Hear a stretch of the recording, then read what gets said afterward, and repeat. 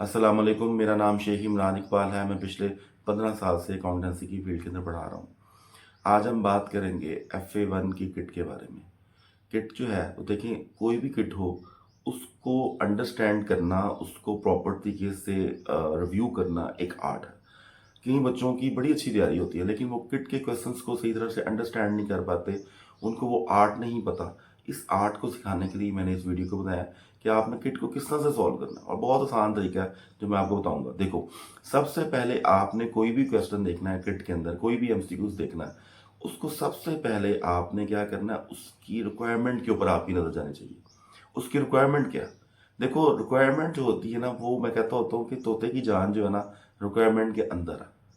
तो आपने जो क्वेश्चन है वो उसकी जान जो है वो रिक्वायरमेंट के अंदर देखना है। बच्चे देखते हैं डाटा के, वो बच्चे देखते हैं क्वेश्चन को, रिक्वायरमेंट के ऊपर फोकस नहीं करते। बल्कि मैं तो यहाँ कहता हूँ कि आप पहले रिक्वायरमेंट को पढ़ें, उसके बाद फिर आप क्वेश्चन पढ़ लें। तो वो आपको रिक्वायरमेंट आपको गाइड करेगी कि आपने क्वेश्चन के अंदर क्या ढूंढना है। और ये बड़ी अच्छी टेक्निक है कि आप रिक्वायरमेंट पहले पढ़ लें, आपको पता चले इस क्वेश्चन में इसने क्या मांगना है, उसके मुताबिक आपने क्वेश्चन को जो है उसके अंदर चीज़ों को रीड आउट करना है, चीज़ों को तलाश करना है। और ये बहुत अच्छी टेक्निक है, ये बहुत सारे स्टूडेंट्स करते हैं।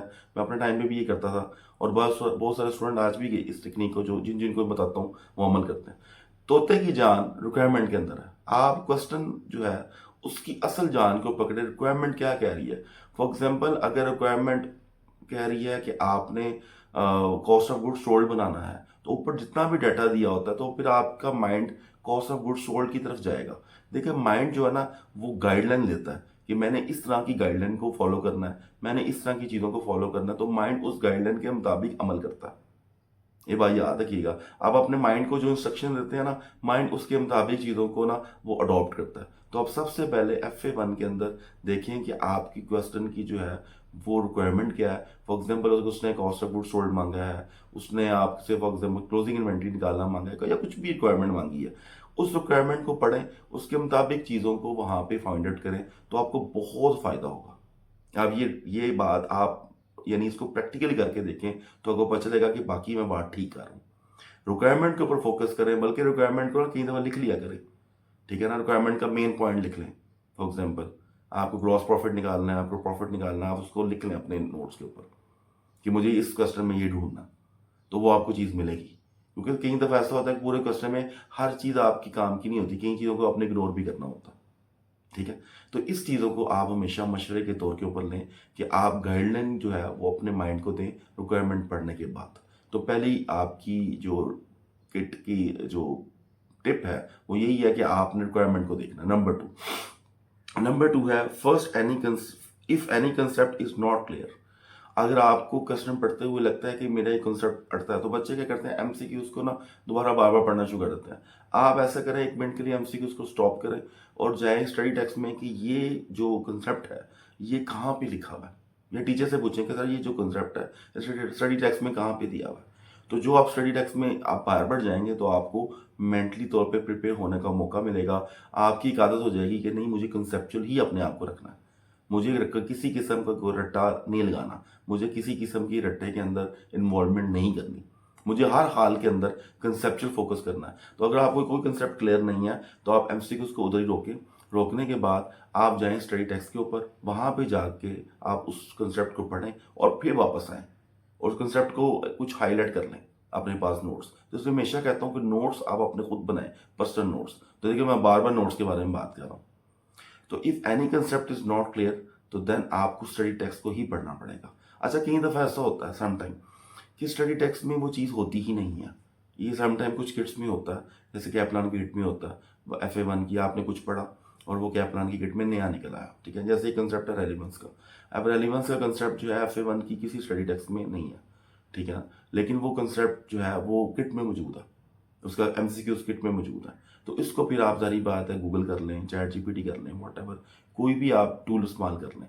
क्योंकि ये मैं बात मानता हूँ कि हर चीज़ स्टडी टेक्स्ट में नहीं अवेलेबल। तो फिर सबसे शॉर्टकट हल ये है कि आप गूगल को इस्तेमाल करें, आप किसी ChatGPT को इस्तेमाल करें, ताकि अंडरस्टैंडिंग द कंसेप्ट हो। अंडरस्टैंडिंग द कंसेप्ट होना बहुत लाजमी है। अगर आपको कंसेप्ट अंडरस्टैंडिंग नहीं है तो फिर आप किसी काम के नहीं है, फिर आपका पेपर नहीं पास हो सकेगा। ये बड़ा मसला है। आगे, don't cramming the MCQs questions. कई बच्चे जो होते हैं ना एमसीक्यूज क्वेश्चन को रट्टा लगाने लग पड़ते हैं। मैं अक्सर कहता हूँ जो कि इंटर के बच्चे होते हैं, 10th ग्रेड के बच्चे होते हैं, और वो चूंकि रट्टा लगाया होता है उन्होंने पहले से ही, तो वो अभी भी रट्टा लगाने की कोशिश करते हैं, कोशिश करते हैं कि हम रट्टा लगा के पास हो जाए। ये बात याद रखिएगा, अगर आपने एसीसीए को क्रैमिंग के साथ डिसीव किया तो एसीसीए भी आपको बहुत ज़्यादा डिसीव करेगा। एसीसीए नहीं आपको बचता, फिर वो आपको स्पेयर नहीं करता। तो don't cramming the concept and don't cramming the MCQs questions. अब बच्चे क्या करते हैं, कैप्लान को स्टडी आपके क्वेश्चंस को रटा लगा लेते हैं। जब वो रटा लगा लेते हैं तो वो समझते हैं कि हमें सारा कुछ आ गया। ऐसा नहीं होता। फिर जारी बात है, जो पेपर में अनसीन क्वेश्चंस आते हैं तो definitely it make the lot of difference. तो वो लॉट ऑफ डिफरेंस यहाँ पे जनरेट होगा। तो डोंट क्रैमिंग, किसी किस्म का आपने क्रैमिंग नहीं करना किसी एमसीक्यूज को, किसी चीज़ को। और आप टीचर से मशवरा करें, आप अपने किट्स से देखें, आप अपने स्टडी हब से देखें, या सबसे आसान हल ये है कि आप जो है वो गूगल से चीज़ों को देखें, चैट जीपीटी से कंसल्ट करें कि ये मुझे अंडरस्टैंड करवा दो, तो वो आपको अंडरस्टैंड करवा देगा, या टीचर से मशवरा कर लें। यानी मेरा मकसद ये है कि आप किसी भी तरह से आप कंसेप्चुअल अप्रोच को प्रॉपर तरीके से इन्हांस करें। ठीक हो गया। उसके बाद आगे है if any formula is unknown, यानी कोई ऐसे होते हैं समटाइम FA1 के अंदर फार्मूलाज कि आपने वो पढ़े ही नहीं होते, आपने वो कई दफ़ा स्टडी हब में भी नहीं होते, कई दफ़ा ये इधर भी नहीं होते आपके यानी कैप्लान में भी नहीं होते, यानी बिल्कुल समटाइम एक दो फार्मूले हैं जो कि हैं ही नहीं कहीं पे, तो उन्होंने किट में दिया होता। तो उस सूरत में क्या करें, उस सूरत में ये करें कि आप उस फार्मूला को थोड़ा सा अपने पास लिखें, उसको फिर अंडरस्टैंड करने की कोशिश करें। तो इसलिए मैं कहता हूँ if any formula is unknown for you, then आप उस फार्मूला को तलाश करें, तलाश करने के बाद उसको देखें और उसकी बेसिस को पढ़ें। कई बच्चे कहते हैं फार्मूला को वो भी रट्टा लगाने की कोशिश करते हैं कि फार्मूला को किसी तरह से रट्टा लग जाए। रट्टा फार्मूला को भी नहीं लगाना आपने। और अगर आपको फार्मूलाज नहीं मिल रहे तो आप हमारी ACC ऑनलाइन अकेडमी की वेबसाइट पे जाएं, वहाँ पे ACC फार्मूला नोट्स बिल्कुल फ्री ऑफ कॉस्ट पड़े हैं, वहाँ पे जाएं, वहाँ पे चैप्टर वाइज हर सब्जेक्ट के दिए हुए हैं, तो आपको बहुत आसानी से आपको उसको से सीख सकते हैं, उधर से लर्न आउट कर सकते हैं। तो ये आप प्रॉपर तरीके से चीज़ों को देखें। उसके बाद है highlight the key numerical data and break the question in parts for better understandings. देखो, अगर आपने न्यूमेरिकल क्वेश्चन करना ना, तो कई बच्चे कंफ्यूज हो जाते हैं कि इसमें डाटा बहुत ज़्यादा है ना। कई दफ़ा बच्चे कन्फ्यूजन का शिकार होते हैं कि हमें ये डाटा की समझ नहीं आ रही। तो सबसे आसान तरीका, आप अपने नोट्स के अंदर, आप अपनी रफ कॉपी के अंदर, आप अपने हैंड नोट्स के अंदर, उसके अंदर क्या करें कि आप न्यूमेरिकल डाटा के क्वेश्चन को ब्रेक कर लें। फॉर एग्जाम्पल कंट्रोल अकाउंट का क्वेश्चन, तो आप उसकी जितने भी चीज़ें हैं उसको ब्रेक करें, यानी उस डाटा को लिख लें, क्वेश्चन में से डाटा को निकालें और अपने पास एक अलहदा से नोटबुक के ऊपर नोट कर लें कि अच्छा इस क्वेश्चन में ये चीज़ें मांगी जा रही हैं, ये मांगी जा रही हैं। क्योंकि क्वेश्चन होता है, सारी बात है, कई दफ़ा कॉम्प्लिकेटेड होता है, कई दफ़ा छोटा छोटा लिखा होता है, तो अंडरस्टैंड नहीं हो पाता। तो आप उसको अपने पास उसको ब्रेक द डाटा करें। इसको हम, इस टेक्निक को मैं बोलता हूँ ब्रेक द डाटा। आप डाटा का जो है उसको ब्रेक करें, क्वेश्चन को ब्रेक करें और उसको अपने पास लिखें, और फिर आपको देखिएगा कितनी बेहतर समझ आएगी। यही आप काम थ्योरी वाले में भी कर सकते हैं कि आपको किसी थ्योरी में प्रॉब्लम हो रहा है तो आप डाटा को ब्रेक करके बात को अंडरस्टैंड कर सकते हैं। इसी तरह से न्यूमेरिकल क्वेश्चन को भी ऐसे डाटा को ब्रेक करके आप अंडरस्टैंडिंग अपनी बेटर कर सकते हैं, और ये बहुत ज़्यादा अच्छी टेक्निक है, आप इसको ज़रूर यूज़ कीजिएगा। उसके बाद है highlight the key numerical data and break the questions in parts for better understanding. देखिए, आप सबसे पहले जब डाटा को ब्रेक करते हैं तो आपकी अंडरस्टैंडिंग बढ़ती है, आपकी चीज़ों की जो है वो विजिलेंस बढ़ जाती है, आपकी चीज़ों की अप्रोच बढ़ जाती है। तो उसकी अंडरस्टैंडिंग को भी देखें कि जो मैंने डाटा ब्रेक किया उसकी अंडरस्टैंडिंग मेरी कितनी इम्प्रूव हुई है कि नहीं। अगर फिर भी इम्प्रूव नहीं हो रही तो फिर आपको अपने टीचर से मशवरा करना पड़ेगा कि सर ये मुझे बता दें कि ये किस तरह से करना है, ये मेरे सर के ऊपर से गुजर रहा है। ठीक है। उसके बाद be focus on study hub questions because ACCA wants to promote our content. देखो, सबसे ज़्यादा देखो 3 किस्म का आपके पास मटेरियल है। एक मटेरियल आपके पास कैप्लन, एक मटेरियल है BP और तीसरा मटेरियल है स्टडी हब। सबसे बेटर आप प्रायोरिटी दें स्टडी हब को। उसकी क्या वजह है? उसकी वजह यह है कि ACCA चाहता है कि उसका कंटेंट ज़्यादा से ज़्यादा मार्केट में पढ़ा जाए, तो वो उसी के हिसाब से क्वेश्चन दे रहा है, उसी के हिसाब से जो है वो चीज़ों को बता रहा है मार्केट के अंदर। ठीक है, ये बात बताइएगा। एग्जाम के अंदर आपने जो भी पेपर दिया होगा, आप देखिएगा कि स्टडी हब के पैटर्न के मुताबिक ही पेपर आ रहे हैं सारे के सारे। तो फर्स्ट टाइम प्रायोरिटी आपकी स्टडी हब पे होनी चाहिए, सेकंड प्रायोरिटी आपकी कैप्लान पे होनी चाहिए, और थर्ड प्रायोरिटी ऑप्शनल है बीपी। बीपी वैसे थोड़ा सा पीछे रह गया क्योंकि बीपी के क्वेश्चन है बहुत टिपिकल है, बहुत अजीबोगरीब से हैं। एसीसी उसके पैटर्न को फॉलो भी नहीं करता। जो भी लेटेस्ट 1 साल से मैं देख रहा हूँ ना, एसीसी बीपी के पैटर्न को फॉलो नहीं करता। एसीसी कैप्लन के और स्टडी हैब के जो पैटर्न है उसको फॉलो कर रहा है। उसके अलावा आप हमेशा, मैंने हमेशा कहता हूँ कि आप, अगली टेक्निक ये है कि हमेशा मैं ये कहता हूँ कि आप हर वक्त ये बात ध्यान में रखिएगा कि जो एसीसी का अपना कंटेंट होता है ना, एसीसी ने हमेशा उसको फॉलो करना होता है। इसी पर्सपेक्टिव से आप एसीसी के जो मॉक क्वेश्चन होते हैं, मॉक होते हैं, जो उनके पेड मॉक है, वो तकरीबन पाकिस्तानी 4,000 रुपये बनता, वो आप ज़रूर परचेज़ करें। वो 3 मॉक्स होते हैं, उसकी रीटेक भी होता है, तो यानी आप उसको दोबारा भी कर सकते हैं। तो वो 3 मॉक्स होते हैं और वो 150 क्वेश्चन होते हैं। उसमें से बहुत क्वेश्चन आते हैं, बहुत क्वेश्चन आते हैं, और वो एक्चुअली उसी को ही फॉलो कर रहा होता है।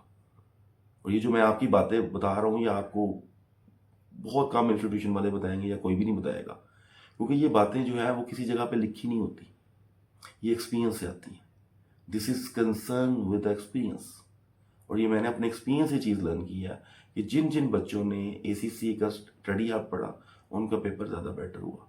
जिन जिन बच्चों ने एसीसीए का मॉक एग्ज़ाम परचेज किया वो ज़्यादा अच्छे क्वालिफाई कर पाए।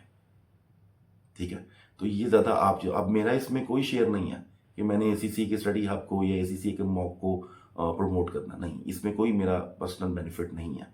ये आपके बेनिफिट के लिए मैं बात कर रहा हूँ। तो इस लिहाज से बात को समझिएगा कि एसीसी का जो अपना मॉक है, अपने जो उसके पेड मॉक्स हैं, उसको ज़रूर परचेज करें।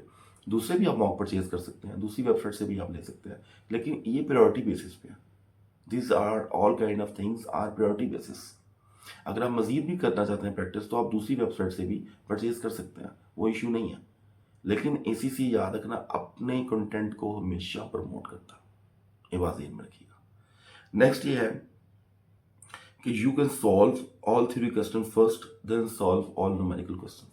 आप सबसे पहले, मैंने ये लास्ट टाइम भी किसी वीडियो में बोला था कि सबसे पहले आप सारे के सारे थ्योरी क्वेश्चंस को आप सब सॉल्व कर लें। ये किट में भी टेक्निक इस्तेमाल कर सकते हैं, आप ये एग्जाम में भी किट इस्तेमाल कर सकते हैं, ये टेक्निक इस्तेमाल कर सकते हैं। आप ये जो एग्जाम स्टाइल क्वेश्चन होते हैं उसमें भी टेक्निक इस्तेमाल कर सकते हैं। आप कोई भी मॉक दे रहे हैं उसमें भी ये टेक्निक इस्तेमाल कर सकते हैं। क्या वो टेक्निक है, क्या वो टिप है? वो टिप ये है कि आप सारे थ्योरी क्वेश्चंस को एक दफ़ा ही साथ कर लें और आपका माइंड में थ्योरी पे ही चलता रहता है। और इसी तरह से आप अपने बाद में सारे न्यूमेरिकल क्वेश्चन एक दफ़ा कर लें, फिर आपका जो माइंड है वो न्यूमेरिकल क्वेश्चन के ऊपर ही यानी फोकस रहता है। और आपने देखा होगा कई न्यूमेरिकल क्वेश्चन आपस में रिलेट भी कर जाते हैं। जैसे कंट्रोल काउंट का एक क्वेश्चन तो नहीं आता, 2-3 आते हैं, तो आपका माइंड फिर ज़्यादा शार्प हो जाता है। और ये बात आप देखिएगा कि आपको ये भी टिप जो है बहुत ज़्यादा हेल्प करेगी। ठीक है, तो आप सब सारे न्यूमेरिकल क्वेश्चन एक दफ़ा कर लें, सारे थ्योरी वाले क्वेश्चन एक दफ़ा कर लें, किट करते हुए, पेपर करते हुए, एग्जाम करते हुए, स्टडी अप करते हुए, वट एवर कुछ भी कर रहे हैं, is really really helpful for you. आप स्पेशलिस्ट हो जाते हैं ना, आप स्पेशलिस्ट हो जाते हैं कि आप थ्योरी वाले में नहीं सारे करने हैं, अब स्टडी हब में मैंने न्यूमेरिकल वाले ही सारे करने हैं, तो वो फिर आप स्पेशलिस्ट हो जाते हैं, तो फिर ज़्यादा बेहतर अप्रोच होती है। ठीक है, उसके अलावा नेक्स्ट टिप ये है, many students want to attempt maximum questions. बहुत सारे स्टूडेंट्स का ये होता है कि हम ज़्यादा से ज़्यादा क्वेश्चन कर लें, सोल्व कर लें। नंबर ऑफ क्वेश्चन पे फोकस है, क्वालिटी ऑफ क्वेश्चन पे फोकस नहीं है। आप चाहे सिर्फ स्टडी हब कर लें, लेकिन आपकी अगर अंडरस्टैंडिंग अच्छी है क्वेश्चन की तो फिर ज़्यादा बेटर है। तो स्टूडेंट का होता है कि हम 100 क्वेश्चन ये भी कर लें, 200 उधर से भी कर लें, 300 कहीं से परचेज कर लें, 100 वहाँ से परचेज कर लें, ठीक है ना, जो फ्री ऑफ कॉस्ट डाटा उसको भी देख लें, और ज़्यादा हम अपने अंदर इनहेल कर लें, नंबर ऑफ क्वेश्चन को बढ़ा लें। Number of question is not the matter. ACC ने आपको ये नहीं पूछना हाँ भाई कितने सवाल करके आए हो, 500 क्वेश्चन करके आए हो, 600 क्वेश्चन की प्रैक्टिस करके आए हो, कितने क्वेश्चन की प्रैक्टिस करके आए हो। एसीसी ने आपको ये कभी नहीं पूछना। एसीसी ने पूछना कि जो मैंने आपको दिया है इस वक्त एग्जाम में, आपकी वो अंडरस्टैंडिंग कैसी है। तो उसके लिए आप हर एक क्वेश्चन के ऊपर फोकस करें और उसकी बेटर अंडरस्टैंडिंग करने की कोशिश करें, यानी focus on quality of the question, not quantity. ठीक है ना, आप अपनी क्वालिटी ऑफ द क्वेश्चंस को मेकअप करें, क्वांटिटी पे फोकस नहीं करें। क्वांटिटी कम, कई बच्चों को ये टेंशन होती है कि हमने बीपी की किट नहीं की, हमने फलाने किट नहीं की तो पेपर फेल ना हो जाए। पेपर फेल आपका वह भी होगा जब आपकी अंडरस्टैंडिंग ठीक नहीं है। इसलिए आप किट करते हुए नंबर ऑफ क्वेश्चंस की बजाय आप देखें अंडरस्टैंडिंग ऑफ द क्वेश्चन, इसको बेटर करने की कोशिश करें तो ज़्यादा बेहतर हो जाएगा। नेक्स्ट टिप ये है कि study hub also makes the updates about syllabus automatically. Study hub को मैं इसलिए बार बार प्रेफर कर रहा हूँ क्योंकि स्टडी हब का चूंकि ऑनलाइन सिस्टम है सारा, तो वो अपने क्वेश्चंस को, अपने चीज़ों को ऑनलाइन रिफ्रेश भी करता रहता है, अपडेट करता रहता है। ये भी एक नई चीज़ देखने में आई है कि ये जरूरी नहीं है कि जो यानी स्टडी हब में जो दिया हुआ मटीरियल एक दफ़ा अब साल के बाद ही चेंज होना है, वो हल्का फुल्का चेंज अपडेशन उसके अंदर डालते रहते हैं। तो ये भी फ़ायदा होता है, क्योंकि ऑनलाइन होता है तो ना उसको तो सी रिफ्रेश करते ना, तो सारे इसी से स्टूडेंट्स का डाटा रिफ्रेश हो जाता है। तो ये भी एक बहुत बड़ा बेनिफिट होता है। Also focus on the without option question. देखो एमसीक्यू क्वेश्चन जो 4 ऑप्शन वाले होते हैं ना, वो तो ठीक है, लेकिन जो विदाउट ऑप्शन क्वेश्चन है, जैसे FA1 के अंदर बहुत सारे क्वेश्चन ऐसे आते हैं जो कि विदाउट ऑप्शन है, यानी इसके ABCD दिया ही नहीं होता, वो खाली दिया होता है, खाली डब्बा बना होता है, डॉलर का साइन होता है, दैट्स इट। या फिलिंग द ब्लैंक्स भी आता है। इसको किसने देखना है? ये बहुत सारे बच्चे इग्नोर कर देते हैं इस चीज़ को, फिलिंग द ब्लैंक्स को देखते ही नहीं है। उसके लिए तरीकाकार ये है कि आप एक तो BP की किट के ऊपर भी देख सकते हैं, फिलिंग द क्वेश्चन दिए हुए हैं, स्टडी हब में भी दिए हुए हैं, उसके अलावा कैपलान में भी दिए हुए हैं, हमारी वेबसाइट से भी आप ले सकते हैं। तो स्टडी हब से भी, यानी जो भी आपको सूट करता है पैटर्न, आप उधर से आप फिलिंग द ब्लैंक क्वेश्चन देखें, कम से कम 5 6 7 क्वेश्चन हर पेपर में आता है। 7 क्वेश्चन का मतलब है 14 मार्क्स, 14 नंबर। और ये अक्सर बच्चों के गलत होते हैं क्योंकि उन्होंने MCQs प्रैक्टिस की होता है, ABCD वाली प्रैक्टिस की होती है, तो वो प्रैक्टिस उनकी भी पेपर में खुल जाती है। जब उनको 14 नंबर के क्वेश्चन जो है वो आ जाते हैं फिलिंग द ब्लैंक्स वाले या विदाउट ऑप्शन वाले, तो इसकी भी प्रैक्टिस आपने लास्ट में करनी है। और ये आपको बहुत कम टीचर बताएंगे कि ये भी पेपर में बहुत हाईलाइटेड पॉइंट आता है, क्योंकि देखो ना, 1 2 कंट्रोल अकाउंट से आ गया, 1 2 आपका सस्पेंस अकाउंट से फिलिंग द ब्लैंक्स आ गए, और 1 2 आपके आ गए लेजर अकाउंट से या किसी भी बैंक रिकन्सिलेशन से आ गए, तो वो तो फिर आपका सारा सिलसिला रह जाएगा ना, तकरीबन 14 15 16 नंबर जो है वो आपके खाए जाएंगे। तो इसलिए हमेशा ये बात देखिएगा कि जो जिस चीज़ पर तवज्जो नहीं ना होती, वो कई दफ़ा वही चीज़ इंपॉर्टेंट होती है। तो ये बहुत इंपॉर्टेंट चीज़ जो मैंने आपको बताई है। तो जितनी भी चीज़ें मैंने आपको how to solve the kit के अंदर बताई हैं, वो डेफिनेटली आपको हेल्प आउट करेगा। इसके अलावा अगर आपके पास कोई भी ऐसे क्वेश्चन आपको मिलता है जो आप मिस्टेक बार बार कर रहे हैं, तो उसका लॉजिक बनाएं कि ये इस क्वेश्चन का क्या लॉजिक है। फॉर एग्जाम्पल कोई क्वेश्चन होता है तो उसको लिए फार्मूला लिखना लाजमी होता है, तो वो उसका लॉजिक बनाए कि इसमें ये फार्मूला लगना है। आप कई दफ़ा ऐसा होता है कि आप क्रैमिंग करते रहते हैं और लॉजिक नहीं बनाते। कोशिश करें जो मिस्टेक्स बार बार हो रही हैं न्यूमेरिकल क्वेश्चन में या थ्योरेटिकल क्वेश्चन में, उसका अपना एक लॉजिकल सेंस क्रिएट करें कि इस क्वेश्चन की ये लॉजिक है, इसके पीछे ये कंसेप्ट है। चाहे वो आप शॉर्ट फॉर्म में लिख लें, वो मसला नहीं है। मसला ये है कि ताकि आपकी रिमेम्बरेंस में ये चीज़ रहे कि ठीक है, इस चीज़ का ये लॉजिक था, इस चीज़ का ये लॉजिक था, मैंने इस क्वेश्चन में ये मिस्टेक किया, उसका ये लॉजिक था। उस क्वेश्चन का नंबर लिखें, फॉर एग्जाम्पल 146 क्वेश्चन है, कैप्लन कैप्लन की जगह के लिख लें कि ये कैप्लन से था, और उसके बाद मैंने इस क्वेश्चन के अंदर जो मिस्टेक किया उसका पॉसिबल लॉजिक ये है। ये भी टेक्निक आपको डेफिनेटली बहुत बहुत बहुत हेल्प आउट करेगी कि आप हर एक चीज़ की लॉजिक बनाएं, हर एक चीज़ की सेंस बनाएं, और जितनी भी मैंने वीडियो में बात की हैं ये दूसरों तक ज़रूर शेयर करें ताकि आपको भी फ़ायदा हो और दूसरों को भी फ़ायदा हो। अस्सलाम वालेकुम।